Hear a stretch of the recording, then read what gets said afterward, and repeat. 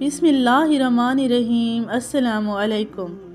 عباسیوں کے 5ویں خلیفہ ہارون الرشید نے ایک دن بغداد کے علماء کو اپنے دربار میں مدعو کیا اور ان سے ایک عجیب خواہش کر ڈالی۔ خلیفہ بولے، مجھے زیارت رسول صلی اللہ علیہ وآلہ وسلم کا بے حد شوق ہے۔ مجھے آج کوئی ایسا عمل بتایا جائے کہ میرے خواب میں نبیوں کے سردار حضرت محمد صلی اللہ علیہ وآلہ وسلم تشریف لائیں۔ دربار میں سناٹا چھا گیا۔ سب علماء سر جوڑ کر بیٹھ گئے کہ خلیفہ کو کون سا ایسا عمل بتایا جائے کہ ان کے خواب میں نبی الآخر الزماں حضرت محمد صلی اللہ علیہ وآلہ وسلم تشریف لائیں۔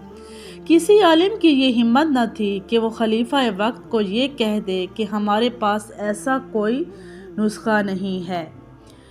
خیر ہمت کر ایک بڑا عالم یوں بولا، الجا ہمیں ایک دن کی مہلت دی جائے تاکہ ہم اپنی دینی کتابوں میں کوئی ایسا نسخہ ڈھونڈ سکیں کہ جناب کو حضرت محمد صلی اللہ علیہ وآلہ وسلم کی خواب میں زیارت ہو جائے۔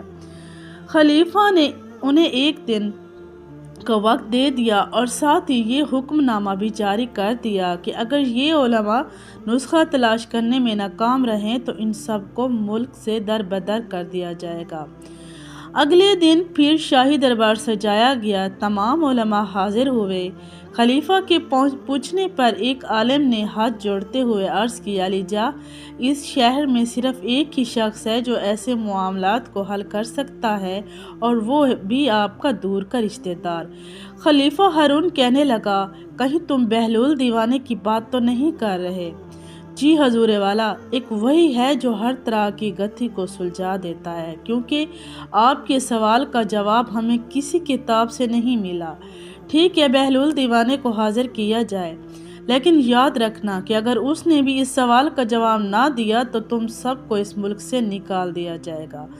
ناظرین گرامی، حضرت وہب بن عمرو ایک نہایت اعلیٰ درجے کے بزرگ تھے جن کو درویش صفتی اور فلسفی ہونے کی وجہ سے بہول دھنا کے نام سے پکارا جاتا تھا۔ ان کا کوئی خاص ٹھکانہ نہ تھا، وہ اکثر ننگے پاؤں ہی رہتے تھے اور جہاں تھک جاتے وہیں پر رات بسر کر لیتے تھے۔ آپ حضرت امام جعفر صادق کے خاص شاگردوں میں سے تھے۔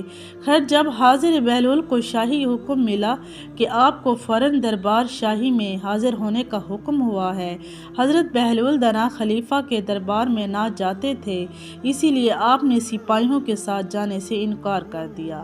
لیکن پھر ایک عالم نے جو کہ سپاہیوں کے ساتھ ان کی منت سماجت کی کہ اگر آپ آج اس دربار میں نہ گئے تو اس شہر کے علماء کو جلا وطن کر دیا جائے گا۔ آپ محل کی طرف چل پڑے۔ جب آپ دربار میں پہنچے تو آپ کو بتایا گیا خلیفہ کو ایک ایسا نسخہ چاہیے کہ جس کے بعد اسے پیارے پیغمبر صلی اللہ علیہ وآلہ وسلم کی خواب میں زیارت ہو جائے۔ آپ نے خلیفہ کی طرف ٹکٹکی باندھ کر دیکھا اور فرمانے لگے، بے شک میں خلیفہ صاحب کو زیارت کا نسخہ کیمیا سمجھا دوں گا، لیکن اس کے لیے 2 دن کا وقت درکار ہوگا۔ لیکن شرط یہ ہے الجا آپ کو ویسا ہی کرنا ہوگا جیسا میں کہوں گا۔ خلیفہ چونکہ چاہتا تھا کہ سب علماء کا بہلول پر جو بھرم ہے وہ ٹوٹ جائے، اور اگر بہلول سچا ہوا تو مجھے سچ میں 2 دن بس نسخہ مل جائے گا۔ اسی لیے اس نے حضرت بہلول دنا کی شرط مان لی، جیسے وہ کہیں گے خلیفہ 2 دن بس وہی کریں گے۔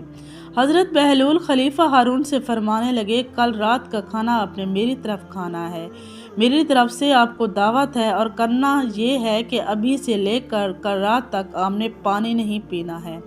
خلیفہ نے وعدہ کر لیا، ٹھیک ہے ایسا ہی ہوگا۔ چنانچہ خلیفہ صاحب ساری رات پیاسے رہے اور اگلی شام بہلول کی جھونپڑی پر پہنچ گئے۔ خلیفہ کو بہت پیاس لگی تھی اور سوچ رہے تھے ان کی توضع کسی اچھے مشروب سے کی جائے گی، لیکن حضرت بہلول نے مختلف پکوان ان کے سامنے پیش کیا اور کہا یہ کھائیں اور واپس چلے جائیں۔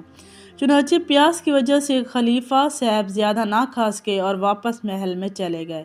حضرت بہلول نے خلیفہ سے کہا کہ آج رات بھی پانی نہیں پینا، بس آپ آرام سے آج رات سو جائیں اور کل فجر کے بعد آپ کو جامع مسجد میں ہی نسخہ بتاؤں گا، اور اس کے بعد ہی آپ پانی پی سکیں گے۔ خلیفہ صاحب نے بڑی مشکل سے رات گزاری اور صبح سارا دربار اور علماء مسجد میں جمع تھے کہ بہلول آج وہ نسخہ بتانے والے ہیں جس سے بادشاہ نبی پاک صلی اللہ علیہ وسلم کو خواب میں دیکھ سکیں گے۔ فجر کی نماز پڑھنے کے بعد حضرت بہلول خلیفہ سے مخاطب ہوئے، علی جا، آپ کی رات کیسے گزری اور آپ نے رات میں کیسے خواب دیکھے؟ خلیفہ ہارون الرشید کہنے لگے، بہلول ساری رات خواب میں پانی ہی آتا رہا ہے، کبھی پانی پی رہا ہوتا تھا تو کبھی دلکش پانی کے نظارے سامنے آتے تھے، اور ابھی بھی بس پانی پینے کی ہی چاہت ہے۔ حضرت بہلول نے خود خلیفہ کو پانی پیش کیا اور خلیفہ نے خوب سیر ہو کر پانی پیا۔ اس کے بعد حضرت بہلول فرمانے لگے، جس چیز کی طلب ہمارے اندر شدت اختیار کر جائے، ہر وقت ذہن اور سوچ میں بھی وہی چیز ہو تو پھر وہی کچھ خواب میں نظر آتا ہے۔ زیارت رسول صلی اللہ علیہ وسلم کے لیے اپنی طلب میں شدت پیدا کریں۔ خلیفہ صاحب آپ اپنی سوچ کو آپ صلی اللہ علیہ وسلم کی یاد سے بھر دیں، دیدار کا نظارہ کر سکیں گے اور اہتمام کریں تو خود بخود ہی زیارت نصیب ہو جائے گی۔ اللہ پاک ہم سب کو اپنے حبیب صلی اللہ علیہ وآلہ وسلم کی پرنور زیارت نصیب فرمائے، آمین ثم آمین۔ ناظرین، تو کیسی لگی یہ آپ کو ویڈیو؟ اگر آپ کو میری ویڈیو اچھی لگی ہے تو میرے چینل کو سبسکرائب، ویڈیو کو لائک اینڈ شیئر کر دیں، اور کمنٹس میں بھی پلیز بتایا کریں کہ میری ویڈیو آپ کو کیسی لگتی ہے، اور مزید اگر آپ کچھ دیکھنا سننا چاہتے ہیں تو میں آپ کی خدمت میں لاؤں گی۔ Thank you so much.